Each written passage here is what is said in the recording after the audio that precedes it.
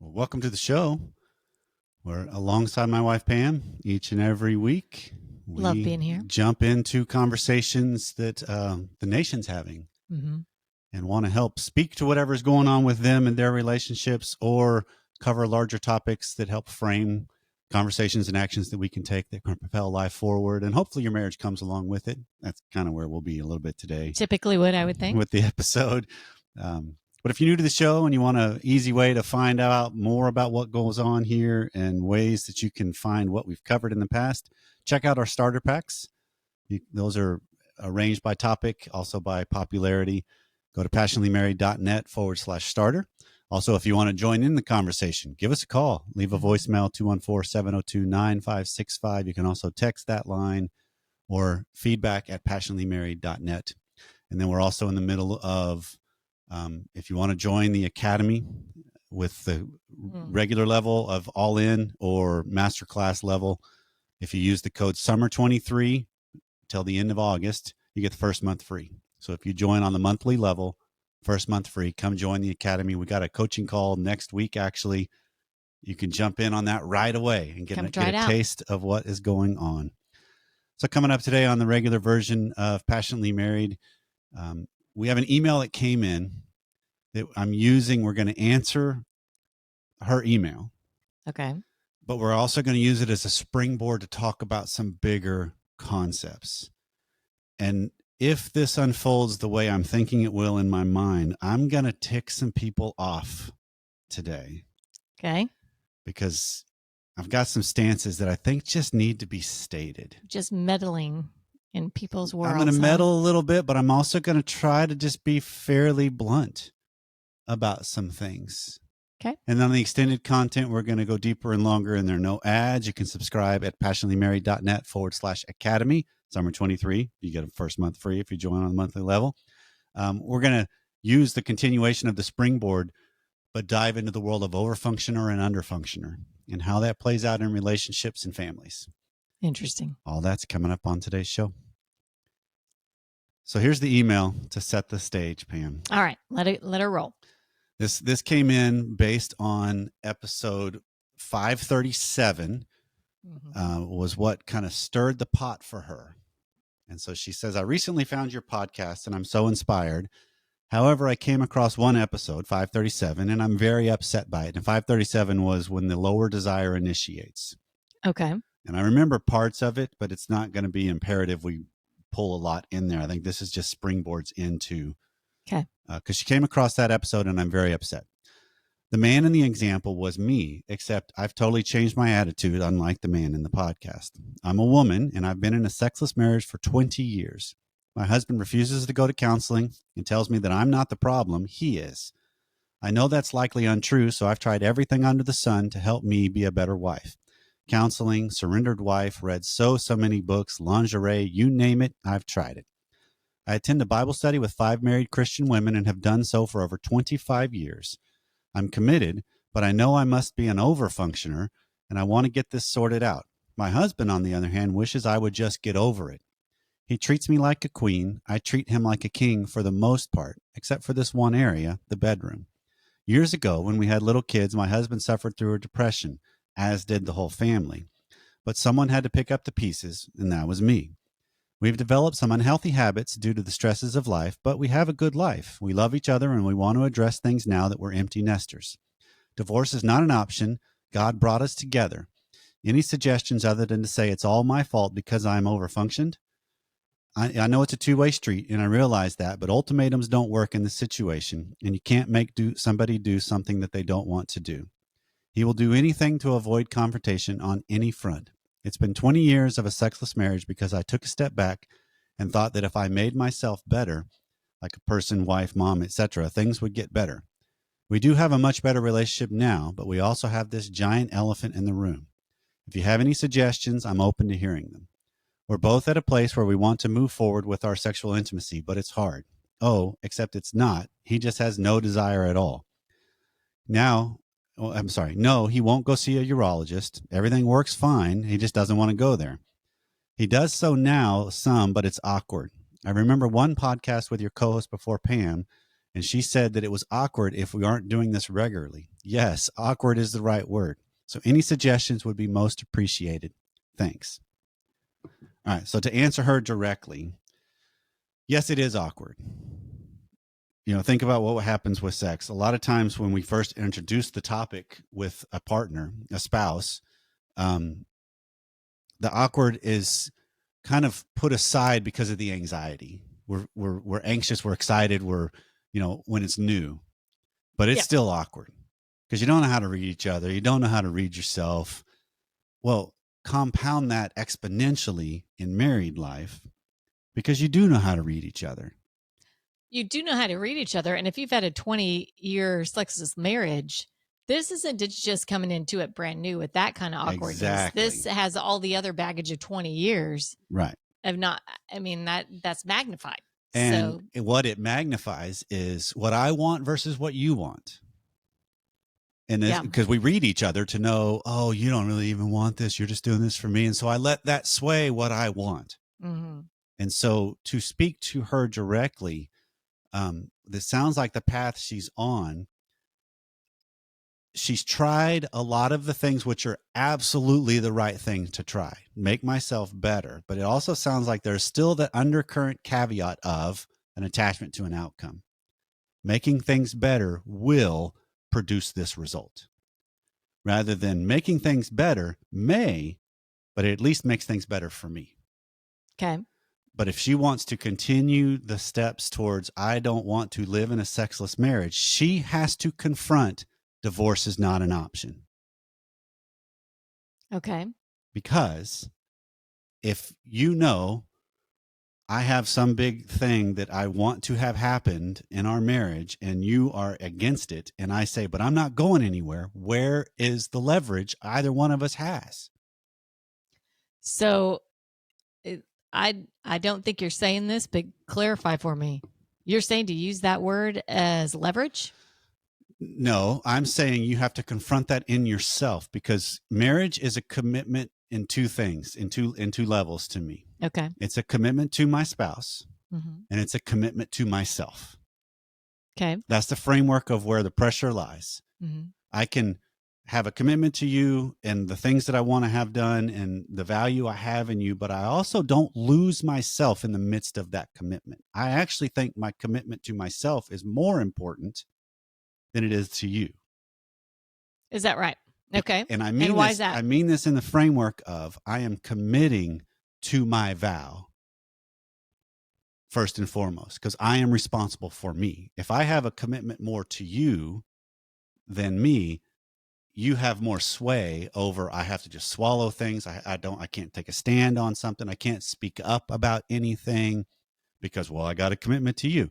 And that's where I think too often when we take these stances of divorce is not an option, you've taken your legs out completely. Okay. Rather than it can still not be an option in your mind, but having the stances of, look, I don't know, even just a statement of, I refuse to have the entirety of my life be a sexless marriage. That's a different statement than, but I'm not going, divorce is not an option. We got to figure out a way to work this out. Because I think we often kind of fall back on that too quickly because that stance I'd take, I know is heading towards that possibly. And so I try to give assurances, okay, which takes away my stance rather than, I don't know if that means I'm heading towards this or not. It just means right now, this is the stance I'm taking. So let's unpack some of that more. What leverage does someone have? When I say, I refuse to be in a sexless marriage. Mm-hmm. What consequences are there? What do I have to stand on? I mean, where are you getting at? So we're talking about the overfunctioner, and she's doing all these other things to try and ease him. Well, that's what she has described. Am I going down the wrong path you here? kind of jumped way ahead of where we're heading, which is perfectly fine and kind of good little tease. Because if you want more, you probably want to join the academy and check out the That's going to be on the extended. Because that's where we're going to go deeper into that. But I think that still is at play here in that it's important to recognize there's components of this attachment to an outcome she's had that I'm hearing just from what she's reading, that the pressure is felt by she's doing these things to enhance her life, her vibrancy, her vitality, Mhm. her sexuality even. But if he knows it's all just I'm just going to do this I know what she's wanting, but she's not going anywhere. I mean, I think of, okay, let me go backwards real quick. Because from our marriage early on, 5.5, 6 years in, I had an emotional betrayal. Mm-hmm. And there was a part of it while all of that was beginning, I knew this is a disaster waiting to happen. But I also had this component in the back of my mind going, yeah, but Pam won't go anywhere. She won't, I don't think there was a logical thought there, but looking back at it, I think I had this belief of we're in this together no matter what. Huh. And when you sat across the table from me at the Town East Food Court, the mall in Mesquite, Texas, Yeah. handed the ring back to me and said, if some things don't change, I'm not hanging around. I'm out. That was a huge move to, you better get your act in order or this ain't happening. So we've talked about this before and alluded to, and she even says ultimatums don't work. Well, because ultimately ultimatums just hold yourself responsible for your move. I think of this on a parenting, this goes in all relationships, I guess, is that if there's a consequence that I'm laying out, I have to be willing to follow through on it. Right. Right.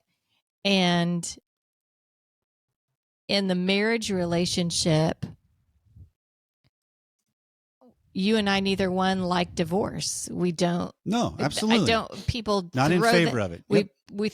People throw that word around flippantly, or they come to that conclusion so quickly because they're not willing to work through something and understand the beauty that comes when you go through those trials together. Which is where commitment to self comes into play. Gotcha. I'm going to see this through at this current stage because I've made a commitment and it's an integrity move for me. Mm-hmm. It's not about the behavior of my spouse or not at this point. It's about for me. Okay.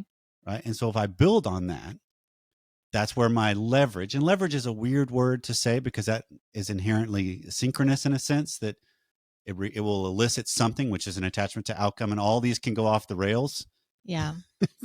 quickly. But it's being able to, as we've talked about, and we try to practice in our life, make a move, figure out where I am, then figure out the next move. Mm-hmm. So if I'm taking a step towards something, it ultimately could end up in a place I don't want it to go. And in this case, divorce. I don't want it to go there. She doesn't want it to go there. He doesn't want it to go there. But then why would you even bring that word up? Well, I guess I'm going back to, wow, you threw out that word early on, and it feels like, wow, she wasn't even talking about that divorce? In her email. Well, she said divorce is not an option. Right, exactly. Right. So I guess you're just coming at it from the standpoint of, well, because to me, what it sounds like is, and this is what a lot of couples do, we come into this with this expectation of, we're in this together. Divorce is not an option. Right. Which also then the worst in us can take that as a license to, I can do whatever I want then. And not to a crazy way out there degree, but it's a dramatically different thing when I realize the choices I make have impact. And that impact could be my partner won't stay around. My partner could be out. So you don't want someone just to get, so I think what I'm hearing here is, don't use that phrase of divorce is not an option to allow yourself to get run over, to not be yourself, to not be whole, to not live to your integrity. Or to have to swallow something that is unbearable for you. Because if she really wants to have a sex-full marriage, mm-hmm. then they're at a huge impasse. Because he can take the stance, and this is another component to expand on in a slightly different way. He can take the one down stance, which is, it's not you, it's all me, and then not do anything about it. Which is kind of what it sounds like for 20 years has happened. Right. Which, okay. So then that means it's back on her to have to face, what do I do about this? Yeah. And if she is trying to do these, well, I'll just accommodate, I'll just, well, you're stuck until you recognize, look, I have choices here. I have wants, I have desires. I don't know how I'm going to go about trying to get them yet, but I do know I can head towards that. I actually had a guy years ago in a similar situation, wife that was she dug her heels in. I'm not willing to have sex. I'm not willing to talk about it. I'm not, and they went 4, 5, 6, 7, 8 years. I don't remember the exact details, but he then had the kind of her epiphany from this email of, I'm going to get my life in order. I'm going to start being somebody I like. Right. And which is what we talk about here on the show all the time. Yeah. That's our best next step, almost always. Yeah. And so he starts building that. He starts seeing the tension of the marriage is gone, but there's still that elephant in the room, just like this lady. Yeah. And he finally had the courage because he had deep religious belief. He had the same kind of thing of God brought us together, which that's a interesting leverage piece in this too. Okay. Because how could we stand against God when I really believe a whole lot more of this is just choice? God blesses our choice. Yes, maybe you're not, but he actually made a statement as he was things were going, and there was kind of hints of things, but still no movement from her. He finally, after a little bit of time of soul searching, made the statement to her, almost direct quote, I'm working towards having a marriage with a great sex life. I'm hoping you are the wife that's a part of that. Eeks. Exactly. I mean, that's a huge statement. But he had put the work in from his account and from what I was hearing from him in the map that would back it up on, I'm not going to just settle for this. I'm taking my power back. And I'm not going to just settle for this. This is some of the same kind of things that have happened where one of us can make a move in marriage that says, you can't ever do that again. When it's like, yeah, I'll take control of my life for that, please. I had way back, I've heard times of wives that have forbidden a husband to masturbate. And it's like, it's my penis. I can do with it as I please when I please. There's consequences to what I do. Yes, that's different. But we make these control moves to try to just alleviate anxiety, to try to bring control, to bring comfort, to bring normalcy. What's going on both sides? Because his statement too of a one down, it's all me. That's an anxiety reducing statement. It's looking chivalrous, but if you don't back it up, there's no chivalry there. Yeah, that's fair. Right. And so it's looking at, they each took turns, and this is the larger story too, that of one up and one down moves. She could do the one up move, but look at how good this is. Look at, all that kind of stuff, which if it's attached to something, that's what makes it a one up move. Okay. It makes me look like the good one. If I'm attaching it to some outcome, I'm not the good one. I don't have high ground here. I have preference. I have desire. I have wishes. But I have to realize if I want equality and collaboration, I don't have high ground. And when I can ask the soul searching questions, okay, I'm seeing. I would think that anything I'm doing, even if it's to improve myself, my goal is still going to be to also improve this relationship I'm in. That's a secondary component of it. Absolutely. It's because these are the both ands. These aren't either ors. We don't live in vacuums like this. And if I see myself, I know I'm improving and moving toward where I want to be, and my spouse is still sitting on the sideline. I guess I don't get how some of those conversations happen without what you're saying. They change, calling it like I'm going to the high ground. Well, no, maybe I am doing it. They change. The conversation shifts because it moves beyond the, how come you can't XYZ? Why do I always XYZ?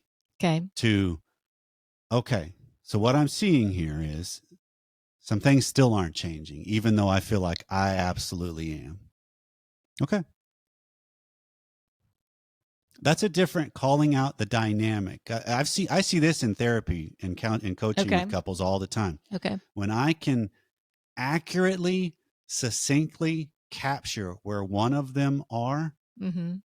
they settle.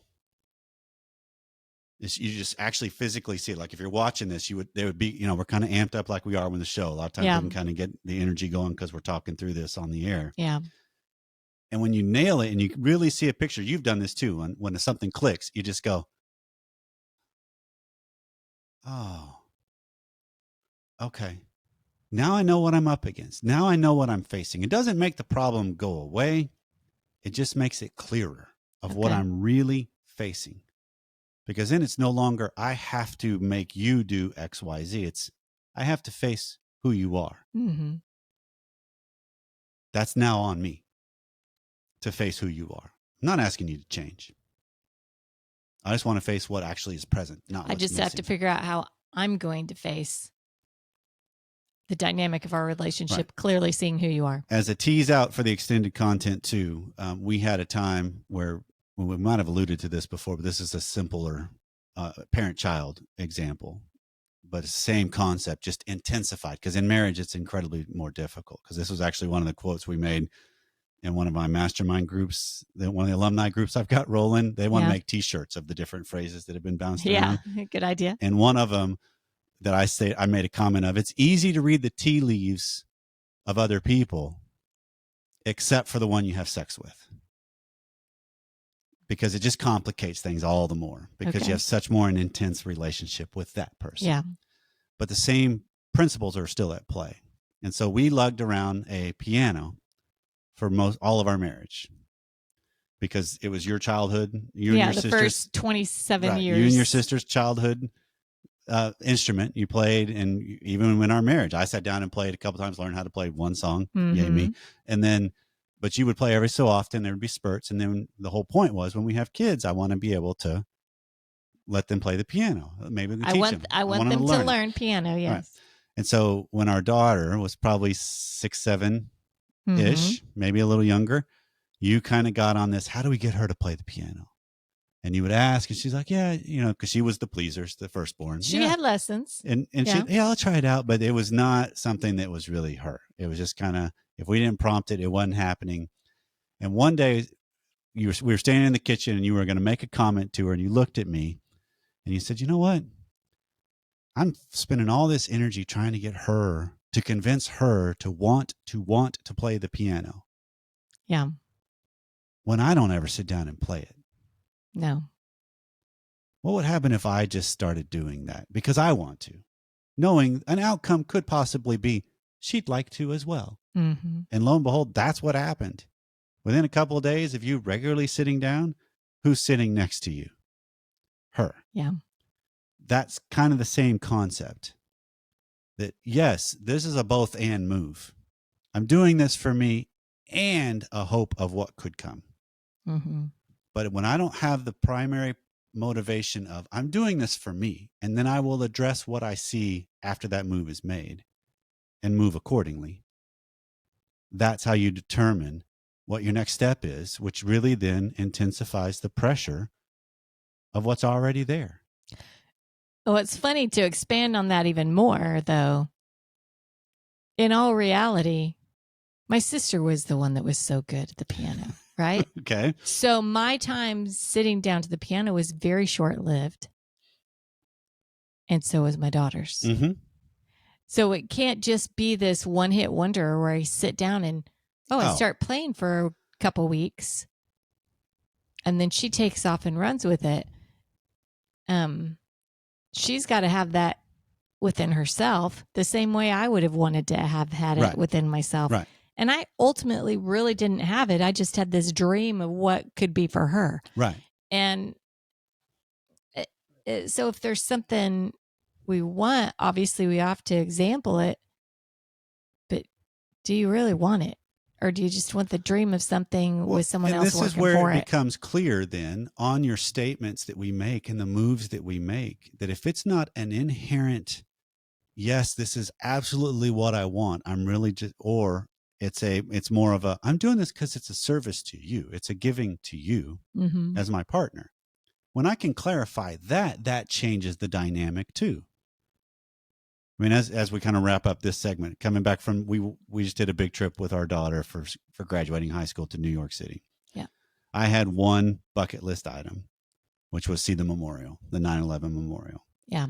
And I was trying to be very clear with you, and hopefully this was modeled well from what we're talking about here, because it kind of, hopefully we exhibited this in some ways, was I have one thing I want to do. Beyond that, I'm going to try to have a great attitude. I'm going to go along with what you guys want to do. I'll help navigate, and I'm just going to try to have fun with it. But don't ask me what I want, because this trip's not for me. Yeah. I'm not a big city kind of a guy. Yeah. No, you're a national park guy. I enjoy it to a point. Mm-hmm. And then after that, I'd rather be in nature. And so it was, when that was clear, it made it to where if I'm walking along and I don't look like I'm having a great time, you could feed off that negatively, or you could see it as, okay, I know what's going on here. I still will. I want to go see this. Let's go do that. I want to eat here. Perfect. Let's go do it. Because if I then am grumpy and bring everybody down, that's on me. Right. And to your credit, you recognize that now. You recognize. I didn't before. I will own that. That is not something I was good at early. Well, I mean, that just comes with time, wisdom, right? And analyzing ourselves. And that's something you have done. And there wasn't any of the bringing everybody else down, right? It's this realization that I've got to open up to the people around me and be present where I am. If I'm with people that I love and that I want to be with, what can I experience through seeing their eyes? That's adjusting the goal. That's recognizing your presence. And I think that's as we wind this segment down, I think that's the kind of point that needs to be made of, we make these moves, obviously with an attachment to, I hope this results in whatever it is I'm hoping for. Right. Because this is what I enjoy. Because I need to be aware of it. Mm-hmm. I mean, we either have sex or we don't. Mm-hmm. And yes, if we've gone big chunks of time where it's been sexlessness, it is awkward. And every time it's going to be awkward. And so one of the best things you could do, to answer her question again, is acknowledge the awkwardness. Hey, feel like some awkward sex going on a little bit, because I'd be interested. Well, and awkward just doesn't even capture it, I don't think.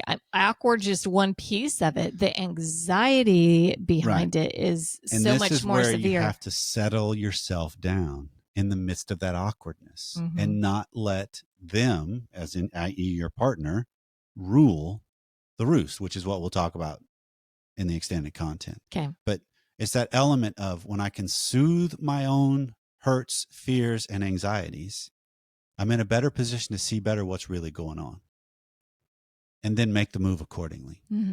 Which could be, I get the sense you're just doing this for me. And maybe he has an honest moment of, I am.